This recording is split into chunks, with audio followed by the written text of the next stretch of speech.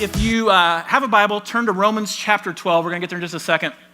If you don't have a Bible, don't sweat it. If you have the Hope City app, you can download that. Typically what happens when I teach, about 80% of the time I would say, my style of teaching is we look at one passage of Scripture, we kind of derive some application out of that passage of Scripture.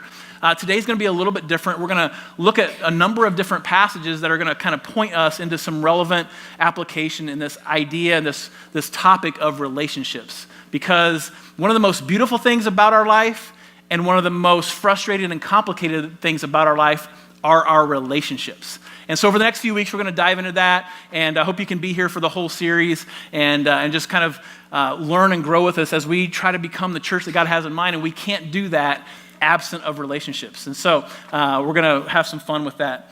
My wife and I got married the summer before my senior year of college.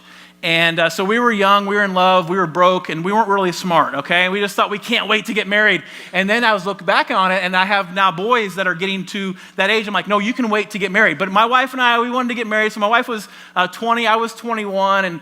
And so we got married and we moved to this little apartment just outside of the campus that we went to, the school that we went to. We were kind of an off-site, not in student housing. We had this little like one bedroom, 800 square foot apartment.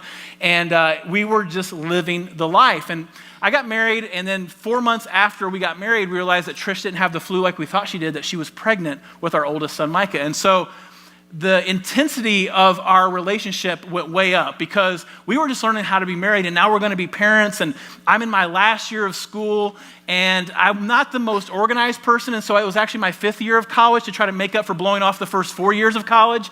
And so my wife is like, you cannot blow this. You have to graduate now. Like, you have to get a job, and we have to make money. This is not an option anymore, so start going to class.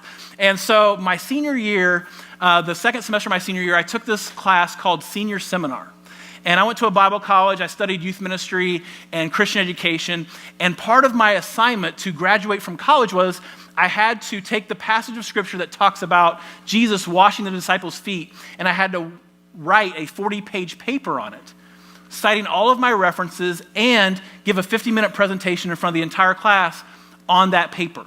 You had to pass the paper with a C, and you had to pass the presentation with a C, or you do not graduate. So the pressure is on. So my wife and I are learning the nuances of our newfound love, our newfound marriage, our newfound relationship. We're learning how to kind of walk this tightrope of pregnancy emotions and all this new, this new thought process of, I have a hormonal wife and I'm not really used to that, and now we're living together. It's just kind of a little chaotic at times. And we began to realize some of the ways that we were wired differently.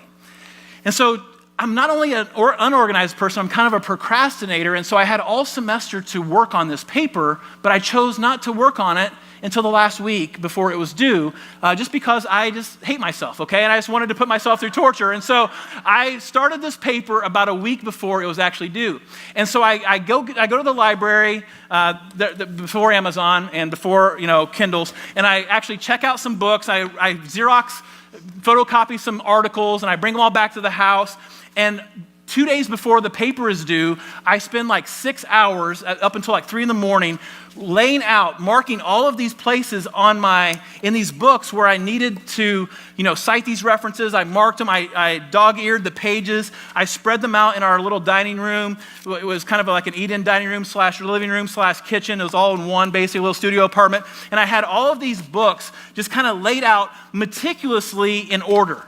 Okay, like this right here is a system to me, okay? Like that right there is my love language when it comes to research. I knew where everything was, all right? And so I had it all together, and I just thought, okay, I'm going to sleep for a couple of hours. I'll get up and go to class. When I come home from class, I'll start writing this paper, and I'm going to pull an all-nighter, and I'll turn it in the next day. So I go to bed. I fall asleep for a couple of hours. Trish gets up before me and goes to class. I wake up, and all of my books are not spread out and laid out and strategically placed where I had them with the markings and the dog ears on the pages. They were stacked in a corner out of sight. And I completely lost my mind. I thought, oh my gosh, my wife is trying to sabotage my graduation. She hates me. She wants a divorce. She does not want to be married anymore because I can't deal with this. Where are all my stuff? And so I'm kind of throwing up in my mouth a little bit, like nervous that I'm going to flunk out of this class. I'm nervous I'm not going to graduate. I have no idea where to start over. There was probably 20 to 25 books that I had spread out all over the dining room table and all over the dining room floor that are now stacked up perfectly neat in a pile in the corner. And so I'm trying to calm down. I'm trying to pray, but that's not even working. Like God isn't even calming my anger. And so my wife comes in the door and I'm like, what are you doing? She's like, what are you talking about? I'm like, you are completely wrecking my system here. I said, I laid out for 5 hours last night, all of my references and all of my things, and you just stacked them up. You just undid every ounce of work. And I said, I know you're 7 months pregnant, but is that an excuse right now? I don't think you can use that. I know we're new at this, but I don't think that qualifies. And she just starts bawling. She's like, I was trying to help you. I wanted you to be organized. I wanted you to know where things were. And I'm like, this is not organized, all right? I can't deal with this. I need them spread out. So I feel better just confessing that to you, all right? I've never told this story publicly. And so anyway, we go to counseling for a few decades and trying to work through this. But one of the things we realized, I did graduate, by the way. I did pull it all. I skipped actually class all that day and started over. And I forgave her 5 to 7 years into the marriage. But we've worked through it. One of the things we realized in that process is we are so different. Like every single person you're in a relationship with, you are wired differently than them. I don't know if you know that or not. We are wired differently from the people that we're related to, the people that we're in friendships with, the people that we work with, the people that we're married to, the people that we're dating. We are wired so differently. And there's a point where those differences are attractive, right? Like my wife's like, oh, he's so spontaneous, which is code for disorganized, right? And she used to love that about me. Now she loathes it about me, right? She just wishes I would be more organized, and I wish she would just not be as organized. And she is a stickler for organization. And she's out of town this weekend, and I've hired someone to come to my house this afternoon and clean. No, I'm just joking, I haven't. But I'm like, she's just going to come home, and what her love language is, today's her birthday. So I'm going to have the house clean, and my dirty clothes are not going to be anywhere because I want to speak her love language. I want to speak into how she's wired. And each of us are wired differently, and sometimes that's a great thing, and sometimes it causes tremendous conflict in our relationships. Just in this room today, we have morning people and we have night people, right? We have coffee people and we have tea people. And we have coffee and tea at the cafe. Like we try to serve both people here, all right? We have cat people and we have normal people, all right? We have all kinds of people are welcome here at Hope City, even cat people, all right? We have people who are wired so differently, and oftentimes those differences are what attracts us to the relationship initially, and then they're what causes conflict in the relationship eventually. And men and women, I think there's most obvious differences between men and women. I want you to take a second right where you're at, both ladies and men, and I want you just to take a look at your fingernails, all right? So just take 10 seconds and just look at your fingernails right where you're sitting, all right? Now, those of you that are women, you probably went like this, right? You're looking at your fingernails and you're thinking, oh, I need a mani, right? Like that's what you're thinking right there. Guys were like, huh? What do I need to look at my fingernails for, right? Even the little nuance of just looking at a physical feature of our body is a little bit different. Do you know that women use 12,000 more words per day than men, right? And so by the time we get home from work, guys, we're exhausted. We've exhausted all of our words, right? And if you use talk to text, those count, okay? Like if you're talking to text all day, those count as words for us, all right? So we come home from work and we are done. We're spent. We have nothing left to offer. It's not even halftime for the women in our life, all right? Like they haven't even reached their peak. They still have 12,000 more words to offer you, all right? And we're like, oh my gosh, try to listen. Look at her eyes, all right? Try to pay attention, right? Here's a little video that maybe you've seen to illustrate just how different we are. It's just, there's all this pressure, you know? And sometimes it feels like it's right up on me and I can just feel it, like literally feel it in my head, and it's relentless. And I don't know if it's gonna stop. I mean, that's the thing that scares me the most, is that I don't know if it's ever gonna stop. Yeah. Well, you do have a nail in your head. It is not about the nail. Are you sure? Because, I mean, I'll bet if we got that out of there. Stop trying to fix it. No, I'm not trying to fix it. I'm just pointing out that maybe the nail is causing. You always do this. You always try to fix things when what I really need is for you to just listen. See, I don't think that is what you need. I think what you need is to get the nail See, you're out. not even listening now. Okay, fine. I will listen. Fine. It's just, sometimes it's like there's this achy, I don't know what it is. And I'm not sleeping very well at all. And all my sweaters are snagged. I mean, all of them. That sounds really hard. It is.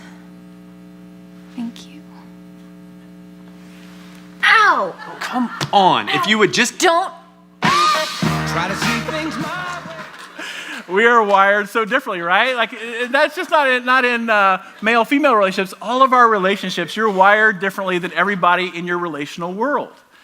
And one of the things that I've realized is if we're going to have as least complicated relationships as possible, if we're going to pursue the relationships that God has in mind, the first key to that isn't being aware of other people and how they're wired, it's self-awareness.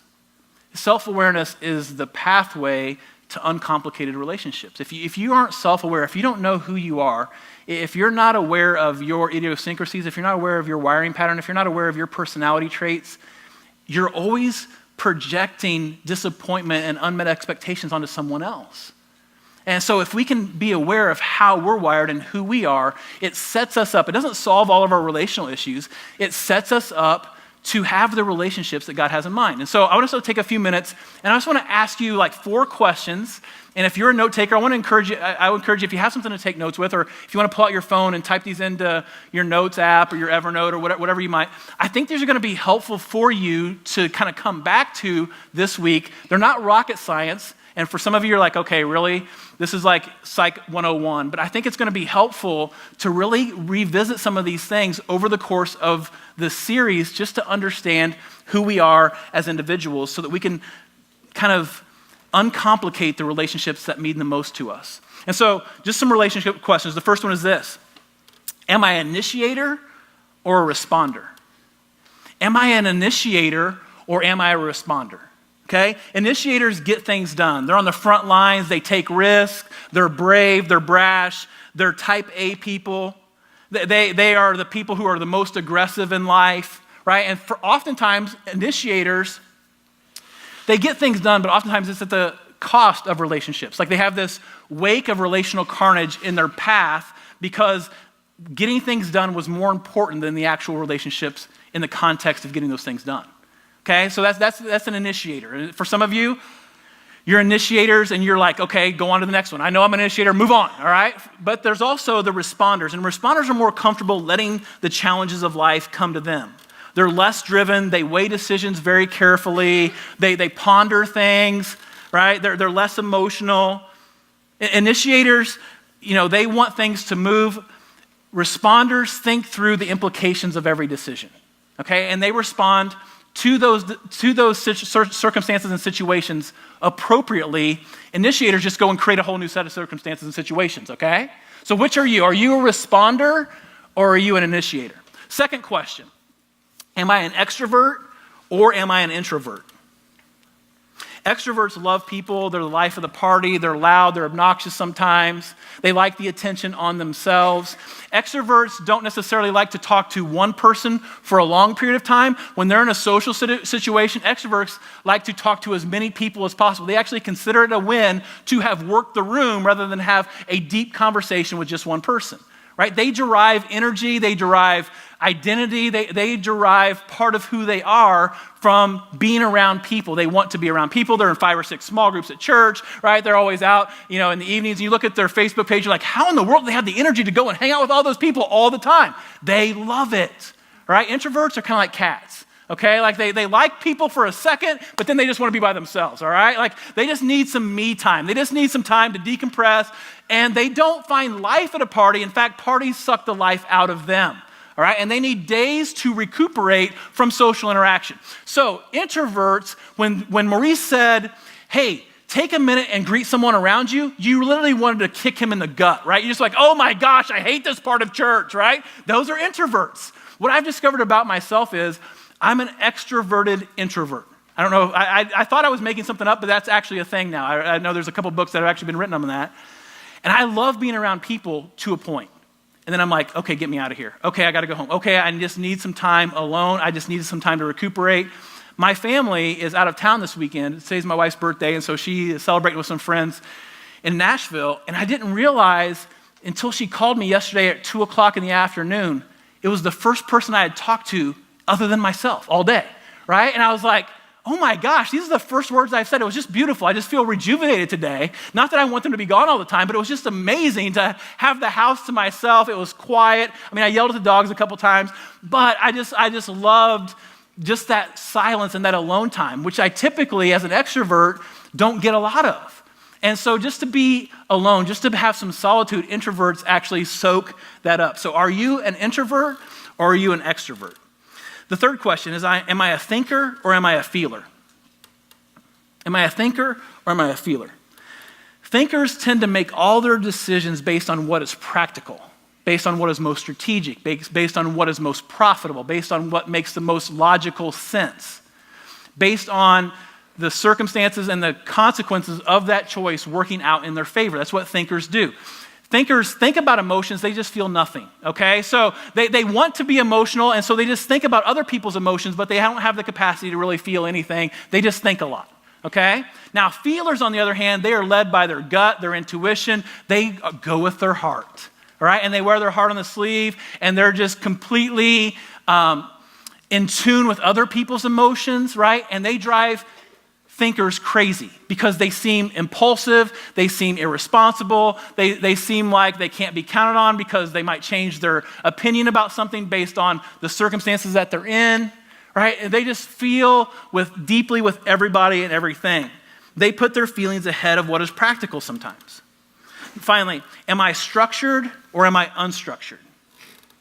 Structured people are time managers. They organize, they're organizers, okay? They have a 5-year plan for their 5-year plan, and they are driven crazy by people who are unstructured, all right? They cannot stand to be in the presence of people who are unstructured. They're minimalists, and they know where everything is at all times. Unstructured people don't even know the meaning of the word structure, okay?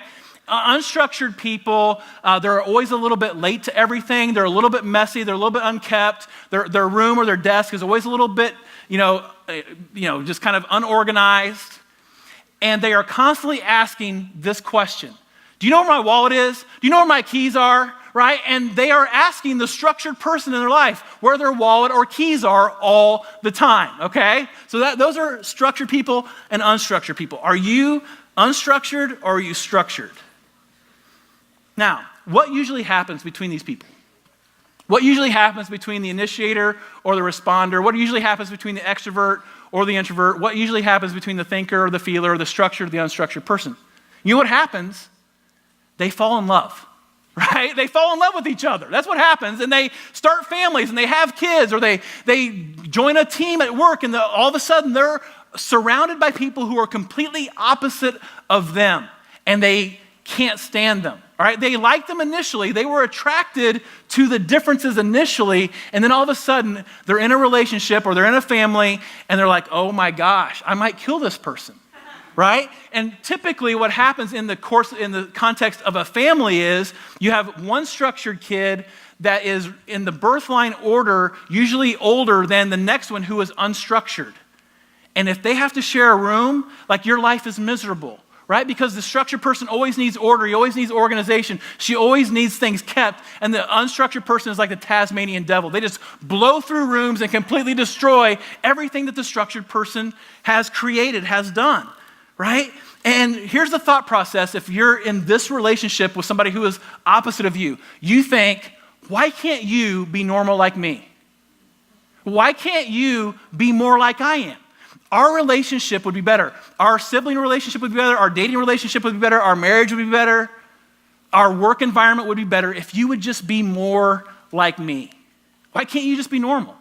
And we impose our wiring pattern, our personality on the people that we love the most, and we don't understand why we don't get along. because we have unfair expectations of people that are in our relational world because we think that we would be happier if they were more like us. And that's not how God has created them. God has created them uniquely. God has created the people in your life. You thought they were there to complete you, and now they're just there to annoy you, right? You're like, oh my gosh, my life's gonna be so wonderful. He was so spontaneous, and now you just feel like he's irresponsible, right? She was just so, caring, and now you just feel like she gets walked all over by people at work, right? What was so attractive about that relationship all of a sudden becomes this complicated aspect of that relationship. And so we impose our wiring patterns on others, especially those that are closest to us, and then we wonder why we have conflict in relationships.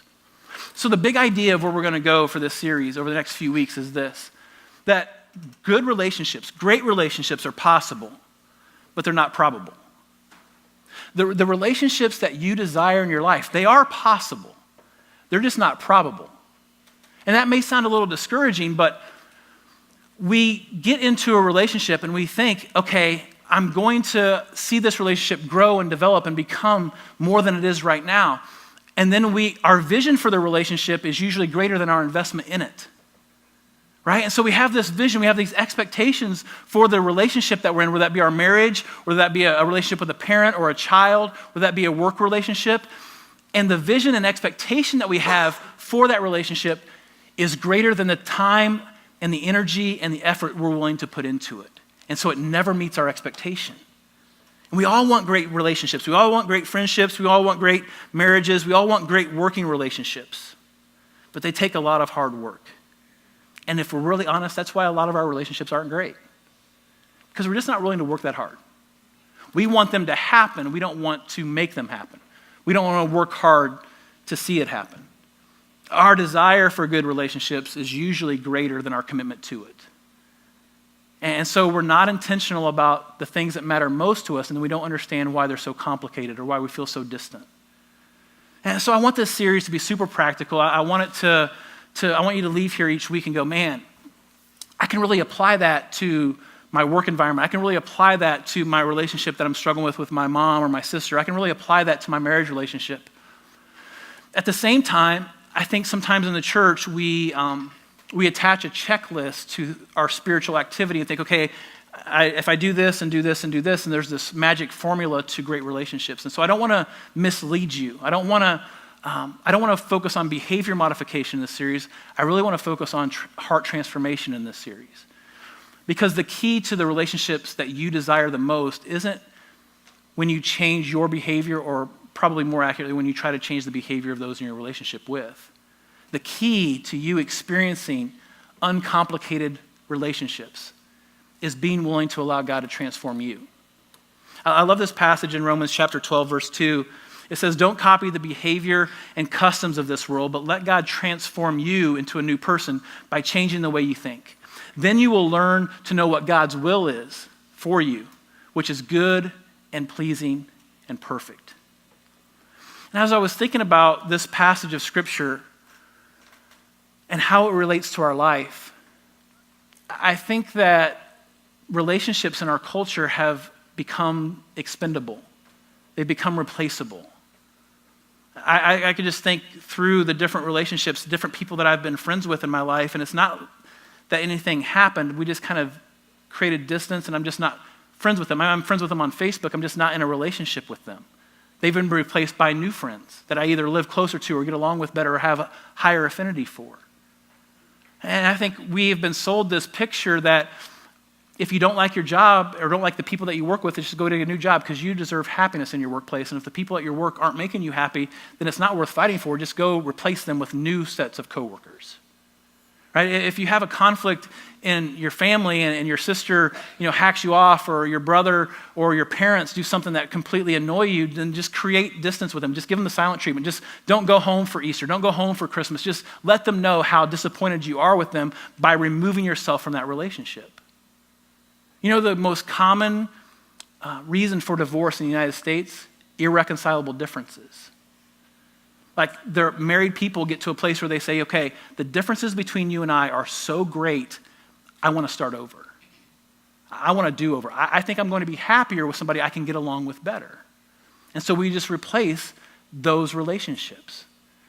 And what the author of this passage is saying is, hey, if you're going to have the relationships that God has in mind, you're not going to be able to copy how this world sees relationships. You're going to have to start thinking differently. You're going to have to allow God to transform you. Because here's the deal.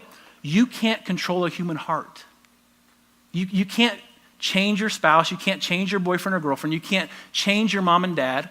You can't change your sister or your boss. But you can be different in the context of the relationships that you're in.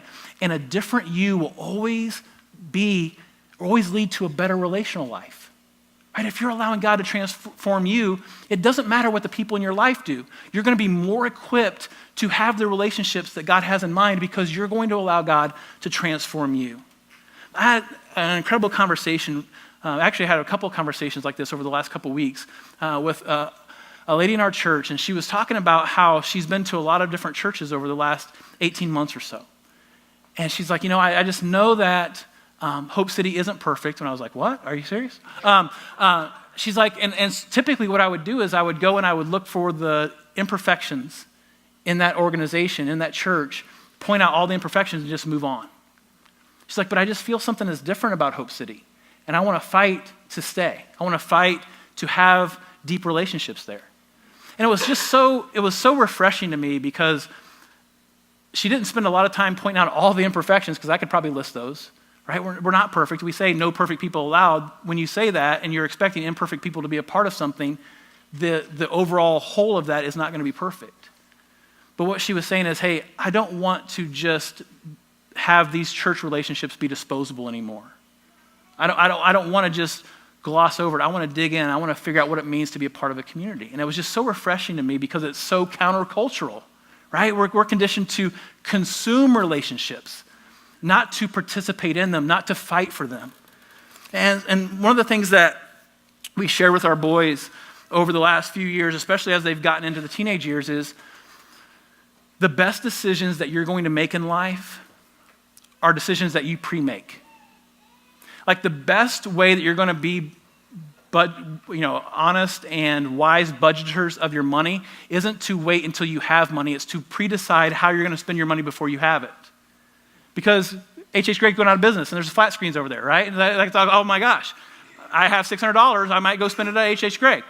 If you're going to be wise with your money, it's not going to happen in the moment that you get paid. It's going to happen before you start making money. You have to pre-decide how to spend your money.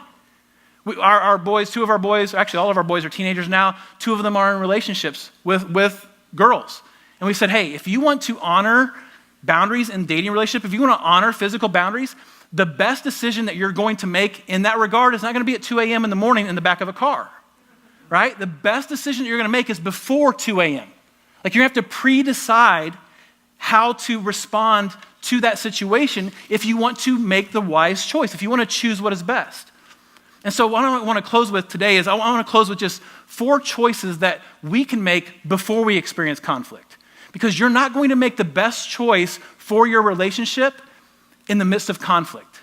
Like when you're going off on somebody, that's not the best time to be rational. Right? When somebody's going off on you, when you're upset with somebody, when your mom has just, guilt-ridden you and you just want to go off, that's not the best time to make a wise decision in terms of conflict. But if you pre-decide how to handle conflict, it's going to serve you well in the midst of conflict. Okay, so 4 choices that we can make before we experience conflict. Right feelings usually follow right actions. And so if we can choose to make the right choices, oftentimes our feelings catch up to those. So first is this: I will act, not react. I will act, not react. We all have different ways of reacting to things. Some of us explode with our emotions. They're all over the place, and everybody knows. Everybody walks on eggshells when you come home from work because they know you've had a bad day, and they know they're getting ready to pay the price for the bad day that you had.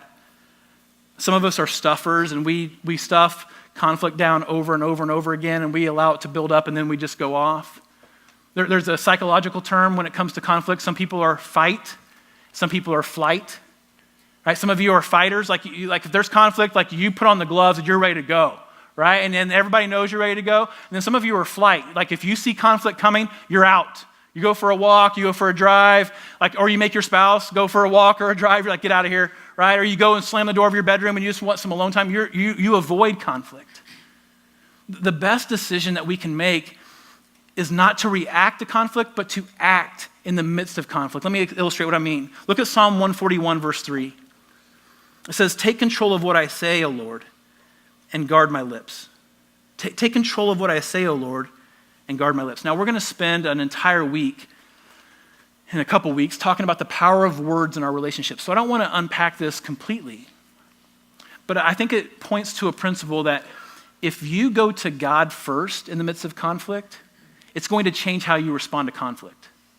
Like this person prays a prayer. If you pray this prayer, God, okay, this is getting ready to get out of hand. I don't want to overreact, so would you guard my lips?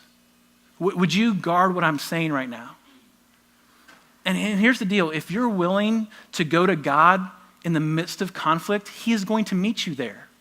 Like it's a broken and contrite heart that God won't despise. And what you're saying is, hey, I don't have the ability on my own to manage this situation, God. So would you just guard what I say?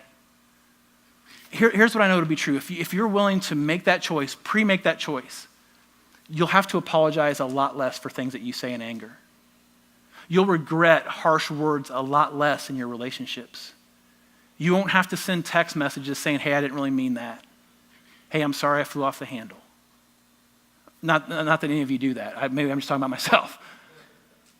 Right? If you choose to go to God first in the midst of conflict, God is going to answer that prayer. He's going to show up and give you the wisdom and give you the strength to guard what you say and regret less the damage that you do in the context of relationships. Second thing is we will focus on the good things in you. I will focus on the good in you. Trish and I have done our fair share of marriage counseling. It's kind of what we've done really for the last 4 or 5 years. And marriage counseling usually, even though the couples look different, it's always pretty much the same. Couple comes in for counseling. One wants to be there, one doesn't. Usually, I'll just leave it there. But one wants to be there, one doesn't. And they'll take a few minutes and I'll say, okay, just tell me everything that's wrong. And she'll go off on everything that's wrong and everything that he does wrong and everything that's wrong with him. I'll listen to that for a few minutes and he'll try to rebut, he'll try to butt in, he'll try to, kind of decredit everything that she's saying. I'm like, stop. You'll have your chance. So she gets done. I say, okay, tell me everything that's wrong with her. And he goes off for like 10, 15 minutes. I'll let it go about 20, 25 minutes. And I'll say, okay, you guys obviously hate each other. All right, you guys, there's nothing really redeeming of value about you. All right, I don't even know why you're even married to each other. Could you just take like a second and tell me what you love about him? I mean, I know there's probably not a lot there, but if you could just share just a few things that you really love about him. You know what happens? Her eyes soften. The wrinkles that are on her forehead, the scowl kind of relaxes. And she starts sharing all that she loves about him. His disposition changes. He unfolds his arms. He uncrosses his legs. Usually he'll put his elbows on his knees and soak in what she's saying. And I'll say, hey, what do you love about her? And he'll start sharing some things that he loves about her. And I'll say, how often do you share those things instead of everything that's wrong? You see, what we focus on becomes our reality. So if you're always focused on everything that your mom does to let you down, she's always going to let you down. If you're always focused on how horrible your boss is always going to be horrible. If you're always focused on how miserable your spouse makes you, they're always going to make you miserable. It's just a reality. And if you pre-decide that, hey, I'm going to choose to see the best in you, not the worst in you, whoever that is in your life, wherever the conflict is, it changes your disposition. Our middle son, Elijah, is unstructured. He's spontaneous. He loves God immensely. He's a great kid. He's brilliant. He hates school. He rarely goes. And when he goes, he is late. His room is always trashed. And so a few weeks ago, Trisha comes home and she's just fed up with how trashed out the boys' rooms are, so she chooses to clean it for him as an act of grace. I call it enabling. She calls it grace. Whatever. It's semantics. And so anyway, so she cleans the boys' rooms and she cleans the bathroom, which is a big step. Like she had to put on some gloves, hazmat uniform, go in. It's like a total remodel of the bathroom. It's spotless. It's clean. Elijah comes home, Tasmanian devil, undoes everything, leaves a wet towel in the bathroom. I pull out my cell phone. He's in school. I pull out my cell phone, double click the right arrow, and I'm like all caps on this text message. I cannot believe you. This is ridiculous. Your mom cleaned your room, then she cleaned your bathroom, and you have the audacity to leave a wet towel on the bathroom floor. It's irresponsible. You're grounded when you get home. I want your car keys. Send. As I'm sending it, I get a message on my I get a text message on my phone from my lovely wife. I cannot believe you. I spent 30 minutes cleaning your side of the closet, and you went through it and completely left your dirty clothes on the floor and your wet towel on the floor. Your underwear is all over the place. Are you kidding me? Do you not value me at all? I'm like, oh my gosh. I mean, they literally crossed in cyberspace. And what I realized is Elijah is me, right? He is me. That's why I can't stand him. It's why he can't stand me. Right? It's why we get on each other's nerves. And it's why I always see the worst in him, because I know that lives in me. And if you'll identify the people who are most like you, my guess is they get on your nerves because they're just like you. And so I have to tell myself, I'm going to see the best in this kid. This kid loves God. He's an amazing kid. He writes worship songs. He raps at student ministry events. He serves as a student ministry intern. He loves his family deeply. He's so loyal. Like, I have to remind myself, it's not about the towel. And if you always see the towels in people's lives, you're never going to have the relationships that you desire. Last two real quick, because I'm way over time. I will apply God's grace to you. I will apply God's grace to you. Matthew chapter 5, verse 23 and 24 says, if you're presenting a sacrifice at the altar at the temple and you suddenly remember that someone has something against you, leave your sacrifice at the altar, go and be reconciled to them. Then come offer your sacrifice to God. I mean, if there's not a punch in the gut in this for you, what is this passage saying? This passage is saying that relational health is way more important than spiritual worship.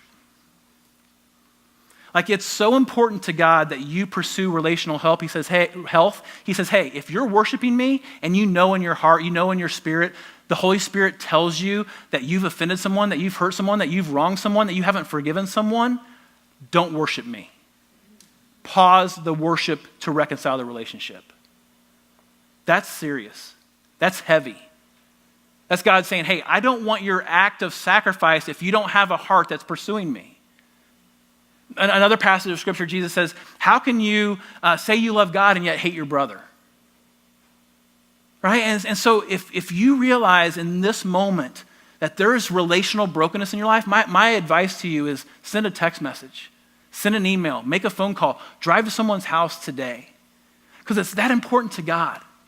Like, your relationships are that important to God that God would say, hey, call a timeout on your worship. I don't need your sacrifice in this moment because what you need is relational health. That's powerful. And so I'm gonna apply God's grace to your life. I'm gonna seek to apply God's grace to your life. The final thing that I'll share with you today before we close is I will remember God's grace to me.